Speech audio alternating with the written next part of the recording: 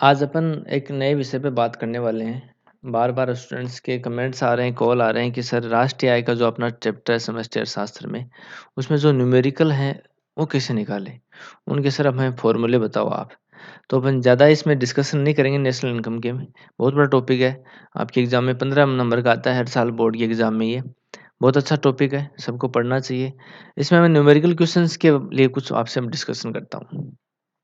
Numerical question निकालते हैं वो किस में काम आते हैं? हमारे पास कॉन्सेप्ट होते हैं। अपना टॉपिक है राष्ट्रीय आय, नेशनल इनकम। इसके कॉन्सेप्ट होते हैं। Concept of national income, national income. ठीक है, इसके कॉन्सेप्ट कितने पढ़े आपने? इसके 8 कॉन्सेप्ट हैं। इसके कितने कॉन्सेप्ट हैं? इसके 8 कॉन्सेप्ट। 4 तो किसके? डोमेस्टिक, डोमेस्टिक 4 होते हैं इसके, और 4 किसके होते हैं? नेशनल के होते हैं। 4 किसके पढ़ने को मिलेंगे आपको? नेशनल के। अब जो डोमेस्टिक पढ़ते हैं इसमें क्या पढ़ते हैं? देखो पहले देखो जीडीपी, एमपी, एमपी स्मॉल आएगा, ठीक है। दूसरा होगा एनडीपी, एमपी, ठीक है। तीसरा होगा इसका जीडीपी, एफसी, और इसका नेक्स्ट होगा एनडीपी, एफसी। कितने कॉन्सेप्ट हो गए आपके पास? 4 कॉन्सेप्ट हो गए, ठीक है। इनका मैं एक्सप्लेन करूंगा आपके सामने कि जीडीपी, एमपी क्या होता है, ये फैक्टर कॉस्ट क्या होता है, मार्केट प्राइस क्या होता है। थोड़ा सा बेसिक आपको बता रहा हूँ। इसी प्रकार से नेशनल के भी 4 ही होंगे। डिफरेंस क्या होता है? इन चारों में भी सेंटर में जो आ रहा है वो डी आ रहा है, वहाँ पे अगले वाले 4 में क्या आ जाएगा? वो एन आ जाएगा। पहले देखो ये देखो क्या है, ये जीडीपी है। क्या है ये? जीडीपी, जीडीपी है ना। तो देखो यहाँ पे मैं इसका कर देता हूँ G N P, G N P, M P, ठीक है। क्या कुछ चेंज नहीं हुआ? दूसरा देखो यहाँ पे क्या है, एनडीपी, एमपी। तो मैंने यहाँ क्या कर दिया, एनपी, एमपी। यहाँ पे देखो डी है, यहाँ पे क्या है, एन। इतना चेंज किया है। थर्ड है इसमें, देखो ये क्या है, जीडीपी, एफसी। यहाँ पे डी है ना, इसका मैं एन कर देता हूँ। तो देखो जी एन पी, यहाँ पे क्या है, एफसी। ये मैंने एफसी कर दिया। फोर्थ क्या, देखो एनडीपीएफसी, एनडीपीएफसी। देखो यहाँ पर मैं डी के स्थान पे क्या रिप्लेस कर दूंगा, एन कर दूंगा। तो क्या हो जाएगा, एनडीपीएफसी। अब देखो ये 8 कॉन्सेप्ट बन गए। ऐसे पढ़ते हो तो बहुत टाइम लगता है। मैंने आपको बहुत ही सिंपल तरीके से आपको इसको समझाया है। ये आपके 8 कॉन्सेप्ट है। एक कॉन्सेप्ट आप एक की डेफिनेशन याद कर लो आप, एक कॉन्सेप्ट की आप 8 कॉन्सेप्ट की डेफिनेशन आराम से लिख सकते हो। और आपके एग्जाम में ये क्वेश्चन आता है 6 नंबर का। कितने नंबर का आता है? 6 मार्क्स का आता है ये। सबसे सरल है। थ्योरेटिकल करो या फिर प्रैक्टिकल करो। प्रैक्टिकल है तो बहुत अच्छी बात है, अदरवाइज थ्योरेटिकल क्वेश्चन कर लो। एक डेफिनेशन याद कर लो, फिर मैं आपको फॉर्मूला बता रहा हूँ, वो फॉर्मूले उसमें ऐड करो, सारे आप 8 कॉन्सेप्ट निकाल सकते हो, यानी 6 नंबर आपके पक्के, ठीक है। तो देखो अपन बात करते हैं इसके फॉर्मूलेज की। सबसे पहले देखो कुछ वर्ड आए अपने पास, जीडीपी, एमपी, जीडीपी, एफसी, ठीक है। सारे सारे क्लियर हो जाएंगे इन 4 में। तीसरा आया जीएनपी, एमपी और एनएनपी, एफसी। ये देखो इसमें देखो पहला जो वर्ड आ रहा है जी, सब में कौन सा वर्ड आ रहा है? जी वर्ड आ। देखो ये जी है ना, ये जी, ये पहला जी। इन जी का मतलब क्या होता है? ग्रोस होता है। क्या होता है? ग्रोस। और ग्रोस को हिंदी में क्या कहते हैं? सकल कहते हैं। क्या कहते हैं? सकल। दूसरा जो इसमें देखो पहले, इसमें देखो पहला वर्ड क्या है, इस यहाँ पे एन आ रहा है। एन इनमें भी आता है, 8 कॉन्सेप्ट पढ़ोगे तो सब में एन आता है। तो उसको आप नहीं समझ, तो आपको साथ साथ बता रहा हूँ, बल्कि आपको फॉर्मूला पढ़ना है। इस एन का, पहले एन का मतलब क्या होता है? नेट होता है। क्या होता है? नेट। और नेट का मतलब क्या होता है? शुद्ध होता है। क्या होता है? शुद्ध। अब देखो सूत्र बनाएंगे इसका अपन। क्या बनाएंगे? सूत्र बनाएंगे। जैसे मैं आपको एग्जाम्पल देता हूँ। आप कहीं सफर में जाते हो, घूमने के लिए जाते हो, तो कहीं आपको सपोज करो आपको प्यास लगी है, तो क्या लेते हो? पानी की बोतल खरीदते हैं अपन।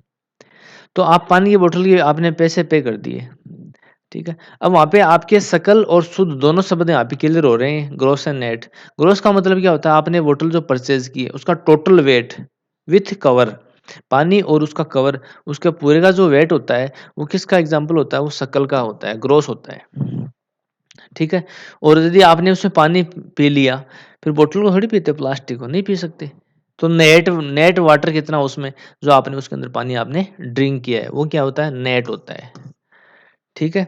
अब देखो ये शक्ल है, अब शक्ल क्या होगा, शक्ल में क्या होता है, पानी के बोतल का पानी और बोतल का कवर, बोतल का पानी और बोतल का कवर। तो यहाँ पे शक्ल में क्या होता है, शुद्ध तो क्या हो गया, पानी हो गया, क्या हो गया, शुद्ध तो पानी हो गया। और जो बोतल का जो कवर है उसे क्या बोलते हैं अपन, मूल्य ह्रास बोलते हैं। क्या बोलते हैं उसको, मूल्य ह्रास, इंग्लिश में बोलते हैं डेप्रिसिएशन। क्या बोलते हैं इंग्लिश में उसको, depreciation. Clear. Total equals to water and water cover. दूसरा है नेट। अब नेट में देखो, नेट में क्या है, ये फॉर्मूला शकल का है, इसमें कुछ चेंज करेंगे अपन साइन इसके, तो ये बन जाएगा। शुद्ध का चाहिए, शुद्ध अपने बाहर लेके आ गए, क्या है शकल, क्या है शकल, शकल यहाँ पे प्लस था शुद्ध में, तो ये शकल अंदर आया। अब देखो अपन को क्या चाहिए, केवल शुद्ध वाटर चाहिए, तो शकल यानी कुल में से क्या घटा देंगे, मूल्य ह्रास घटा देंगे। क्या घटा देंगे, मूल्य ह्रास, डेप्रिसिएशन। यानी आपको केवल पानी ही चाहिए, तो क्या करोगे, वो जो उसका कवर है उसको अपन हटा देंगे, तो अपने पास नेट वाटर की वैल्यू आ जाएगी। वैसे आपको यदि शुद्ध निकालना है, तो शुद्ध के लिए क्या होता है, शकल माइनस मूल्य ह्रास होता है, ये फॉर्मूला होता है। तो यदि आपको ग्रोस निकालना है, तो नेट में क्या करते हैं, ग्रोस निकालना है तो नेट में डेप्रिसिएशन को जोड़ देंगे। यदि आपको नेट निकालना है तो ग्रोस में डेप्रिसिएशन को अपन लेस कर देंगे। फॉर्मूला नंबर 1, एक पहला फॉर्मूला। दूसरा फॉर्मूला की अपन बात करें, दूसरा ये वर्ड क्या होता है, 4 में जो डी आता है वो 4 में क्या आता है, एन आता है। 4 में डी आता है वो 4 में क्या आता है, डी एन। तो डी का मतलब क्या होता है, डोमेस्टिक होता है। डी का मतलब क्या होता है, डोमेस्टिक, और एन का मतलब क्या होता है, नेशनल। क्या होता है, नेशनल। ठीक है, डोमेस्टिक एंड नेशनल। अब डोमेस्टिक नेशनल में देखो, डोमेस्टिक किसी जैसे अपन सपोज करें अपने भारत देश है, ये अपने भारत देश के ऐसे ऐसे अपनी कुछ भारत देश की बाउंड्री लाइन है। इस सेंट्रल टेरिटरी, ये भारत की जो ये सीमा है, इस सीमा के अंदर जितना भी उत्पादन होता है वो सारा कौन सा होता है, वो डोमेस्टिक होता है। कौन सा होता है, डोमेस्टिक होता है। ठीक है। यदि अपन इस देश के साथ किसी अन्य अदर कंट्री के साथ, जैसे पाकिस्तान है, अफगानिस्तान है, श्रीलंका है, यदि इनके साथ अपन ट्रेड करते हैं आपस में, दोनों देशों के साथ, उसे बोलते हैं नेशनल। क्या बोलते हैं उसको अपन, नेशनल बोलते हैं। ध्यान रखना इस चीज का। अब दोनों देशों के साथ ट्रेड होता है, और जब यदि वो वस्तु के अंदर होता है तो उसे बोलते हैं एक्स माइनस एम। किस में होता है, ओनली वस्तुओं के बदले में होता है, उसे बोलते हैं एक्सपोर्ट एंड इंपोर्ट। और यदि वो ट्रेड करेंसी में कन्वर्ट हो जाए, किस में, करेंसी में, तो उसे बोलते हैं एन एफ आई ए। क्या बोलते हैं उसको अपन, एन एफ आई ए। अब एन एफ आई ए क्या होता है, एन एफ आई होता है, N F I A, N F I होता है net factor income for abroad. Net factor income for abroad यानी विदेशों से शुद्ध साधन आय, यानी विदेशों से यानी अपने देश से, सपोज करो अपने देश के लोग, अपने देश के लोग वहाँ पे काम, दूसरे देश में काम करें, दूसरे देश के लोग अपने देश में काम करें, है ना। अपने लोग तो लेके 50 करोड़ रुपए, वो ले गए यहाँ से 100 करोड़ रुपए, तो अपने देश का एनएफआई किसमें कितना हो गया, -50 करोड़ रुपए हो गया। उससे अपोजिट भी हो सकता है कि अपने देश के लोग तो लेके 100 करोड़ रुपए और वहाँ के लोग लेके 50 करोड़ रुपए, तो एनएफआई किस में आ गया अपना, पॉजिटिव आ गया 50 करोड़ रुपए। तो ऐसे ही इसको क्या बोलते हैं, एनएफआई बोलते हैं। और देखो डोमेस्टिक और नेशनल, तो डोमेस्टिक बराबर क्या, डोमेस्टिक क्या होता है, ये घरेलू सीमा हो गई। इस बाउंड्री लाइन के अंदर जो अपना ट्रेड हो रहा है वो क्या है, डोमेस्टिक है ना। देश की घरेलू सीमाओं के अंतर्गत जो मौद्रिक मूल्य होता है, वस्तु एवं सेवा का मौद्रिक मूल्य होता है, उसे सकल घरेलू या राष्ट्रीय आय उसको कहते हैं। यानी एक देश में, एक वर्ष में सभी देश के निवासियों के द्वारा वस्तुओं सेवाओं का जितने भी प्रकार का प्रोडक्शन हो रहा है, जितने भी सर्विसेज हैं, उनका जो मौद्रिक मूल्य है उसे अपन राष्ट्रीय आय कहते हैं, उसे जीडीपी भी कहते हैं। तो देखो domestic equals to national,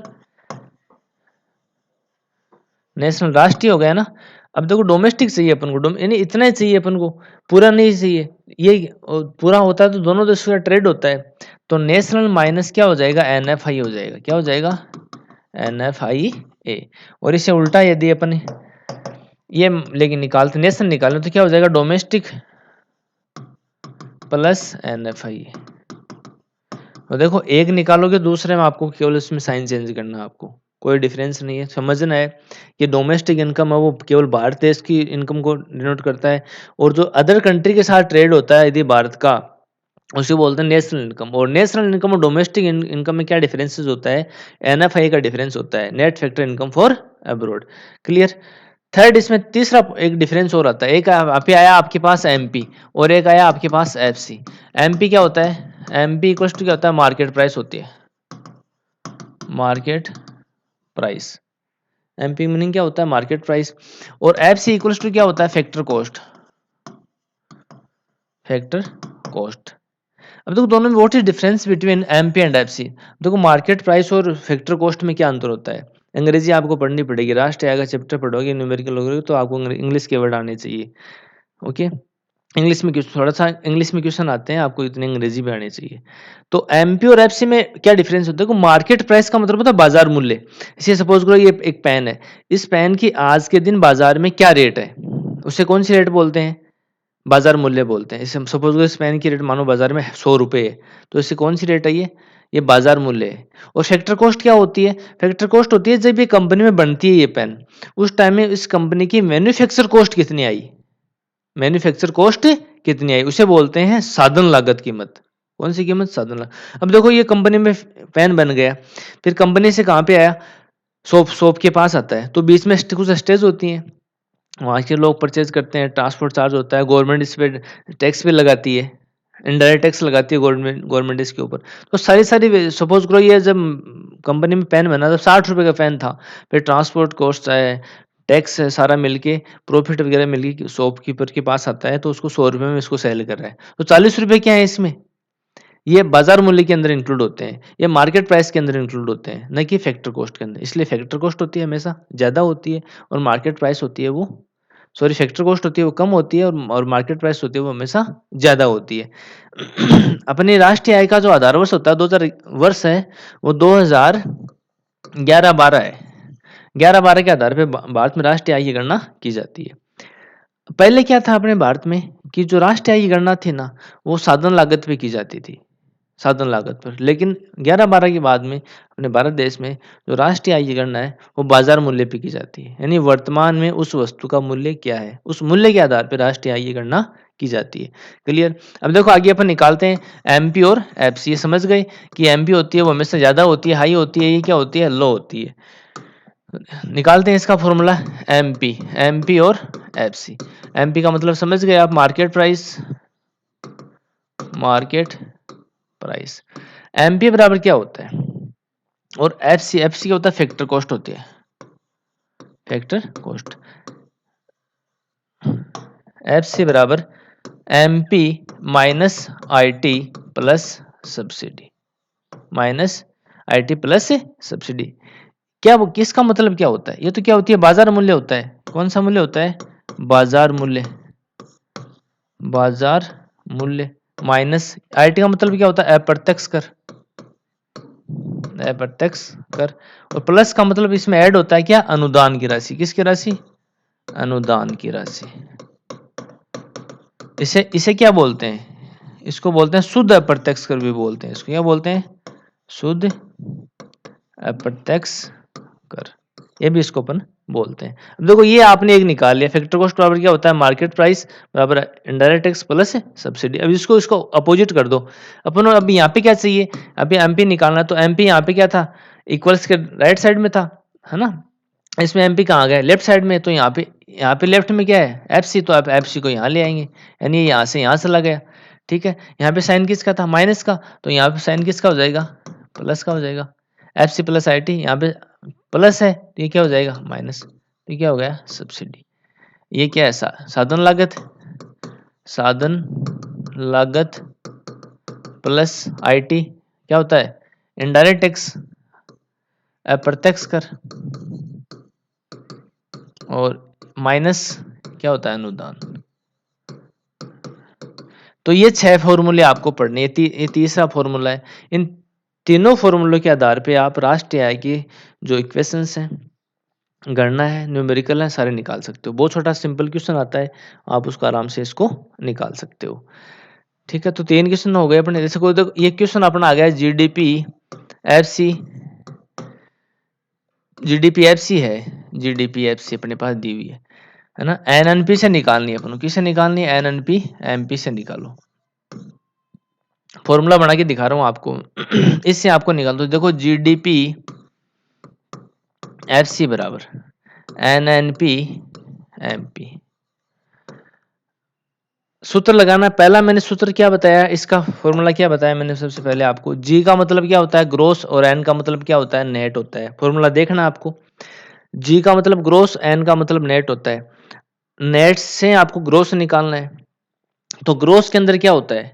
gross का फॉर्मूला क्या बताया था मैंने? Gross equals to net plus depreciation. तो यहाँ पे क्या होता है? डेप्रिसिएशन इसके अंदर यदि अपन ऐड कर देंगे किसमें? नेट के अंदर, तो अपने पास किसके बराबर हो जाएगा? ग्रोस के इक्वल हो जाएगा। दूसरा क्या है? ये डी है, ये क्या है? एन है। इसे बोलते हैं डोमेस्टिक और इसके बोलते हैं नेशनल।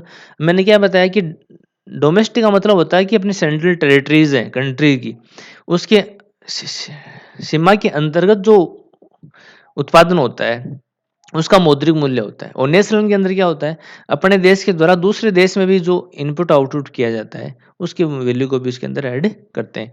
तो अपन को क्या चाहिए यहाँ पे? डोमेस्टिक चाहिए, नेशनल दे रखा है, तो दोनों का डिफरेंसेस क्या होता है? एनएफआई होता है। तो अपन को डोमेस्टिक चाहिए तो क्या करेंगे यहाँ पे? Minus NFI, NFI. ठीक है, फॉर्मूला देखना आप। तीसरा है ये पी सब में इक्वल आएगा सारे कॉन्सेप्ट में। ये फैक्टर कॉस्ट है, ये कौन सी प्राइस है? मार्केट प्राइस है। यानी फैक्टर कॉस्ट से आपको मार्केट प्राइस निकालनी है। तो एफ सी और एमपी का फॉर्मूला मैंने अभी आपको देखो बताया। एफ सी ये रहा, एफ सी निकालना है। एफ सी देखो वहां पे देखो लेफ्ट साइड में, एमपी राइट साइड में है ना। तो एमपी बराबर क्या होता है? Minus I T plus subsidy. तो एमपी देखो ये लिखा हुआ है, तो minus I T plus subsidy. इस प्रकार से आपके पास 8 कॉन्सेप्ट हैं। 8 से कितने? 8 7 56। यानी एक कॉन्सेप्ट को निकालने के लिए आप 3 फॉर्मूला से 56 प्रकार के तरीके निकाल सकते हो। तीनों आप इस फॉर्मूला याद कर लो, तीनों से आप 56 प्रकार से एक क्वेश्चन को आप निकाल सकते हो। ठीक है, आप इसकी कोशिश करना, नहीं है तो पूछना। और इसका सेकंड पार्ट है वो है मेथड्स हैं, नेशनल इनकम के मेथड्स। उसमें 3 मेथड है उसके, प्रोडक्शन मेथड, इनकम मेथड और एक्सपेंडिचर मेथड। यहाँ पर भी एक अथवा में क्वेश्चन आता है और में, तो आप कॉन्सेप्ट पढ़ लो या फिर उसके मेथड पढ़ लो।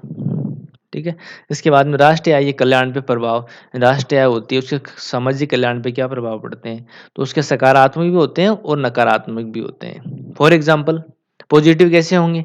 सपोज करो पॉजिटिव इफेक्ट का मतलब हो गया कि कोई समाज है, गांव है, गांव के अंदर सभी लोग खेती करते हैं, सभी लोग खेती करते हैं, है ना, अच्छे अच्छे फ्लोर की या वेजिटेबल्स की। तो सब लोगों का जीवन वो कैसा होगा? अच्छा होगा। और उन लोगों का जीवन, रोजी रोटी भी चलती रहेगी। वो सब्जियों को बाजार में जाके बेचेंगे, पैसे आएंगे, उस क्षेत्र का एनवायरनमेंट है वो भी बढ़ेगा, अच्छा रहेगा, है ना, अच्छी हवा मिलेगी उनको। तो उससे क्या हुआ कि उनकी इनकम भी बढ़ी और अर्थव्यवस्था की इनकम भी बढ़ी, है ना। जीडीपी में भी वृद्धि हुई, तो इसे बोलते हैं पॉजिटिव इम्पैक्ट। राष्ट्रीय आय में वृद्धि से जीडीपी में भी, या प्रति व्यक्ति आय में वृद्धि होने से जीडीपी में भी वृद्धि होती है। क्लियर। नकारात्मक प्रभाव के अंदर क्या होता है? जैसे कोई गांव है, उस गांव में एक ईंट भट्ठा लगा हुआ है, ईंटों का भट्ठा लगा हुआ है। अब ईंट भट्ठे में उत्पादन होता है, सरकार को तो इनकम हो रही है, उस व्यक्ति को भी इनकम हो रही है, लेकिन उस ईंट भट्ठे से सामाजिक कल्याण के ऊपर क्या प्रभाव पड़ा? यानी क्या प्रभाव पड़ेगा? आप सोच सकते हो कि जो क्षेत्र है जहाँ पे लगा हुआ है, वहाँ का जो वातावरण वो क्या हो जाएगा? खराब हो जाएगा। और वातावरण खराब होगा तो क्या होगा? वहाँ के लोगों का जीवन स्तर वो डिक्रीज हो जाएगा। अब देखो इससे क्या हुआ? राष्ट्रीय आय में तो वृद्धि हुई, लेकिन सामाजिक कल्याण में वृद्धि नहीं हुई। तो इस प्रकार से आपके टॉपिक में दे रखे हैं, तो आपको उनको पढ़ना है, और जो भी आपकी समस्याएं हैं निरंतर उनका समाधान करते रहेंगे। कोई इससे संबंधित कोई समस्या है तो उसको आप कमेंट बॉक्स में कमेंट कर सकते हो। Thank you.